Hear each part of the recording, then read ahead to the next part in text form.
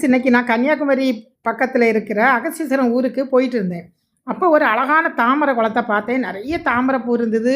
அப்படியே அது பக்கத்தில் மரங்களும் செடிகளும் ரொம்ப இயற்கையாக இருந்தது. சரி, ரொம்ப வெயிலாக இருக்கே, கொஞ்சம் அதில் நின்று பார்க்கலாம் அப்படின்னு சொல்லிட்டு இறங்கும்போது அது குளிக்கக்கூடிய படிக்கட்டெல்லாம் இருந்தது. ஆனால் உண்மையிலே அப்படியே பார்த்தோன்னே ரொம்ப ஷாக் ஆகிட்டேன். ஏன் நம்ம மக்கள் இவ்வளோ பொறுப்பில்லாமல் இருக்கிறோம்? நம்ம சாப்பிட்ற ஸ்நாக்ஸு, தண்ணி குடிக்கிற பிளாஸ்டிக் கவர் எல்லாமே அந்த குளத்துல வீசியிருக்காங்க. குளம் அவ்வளோ ஒரு அழுக்கு.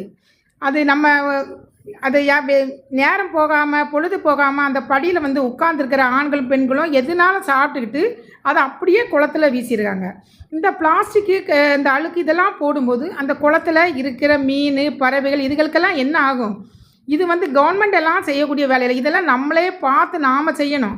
நாம் பொறுப்பாக இருந்தால் தானே அடுத்தது நம்முடைய வருங்கால சந்ததியினரும் பொறுப்பாக இருக்க முடியும். இவ்வளோ ஒரு இயற்கையான இடத்துல இவ்வளோ ஒரு இயற்கையான ஒரு குளம் இவ்வளோ கிடைக்கிறது நமக்கு எவ்வளோ ஒரு பெரிய வரம். ப்ளீஸ் இதில் தயவுசெய்து கொஞ்சம் புரிஞ்சு பாருங்கள்.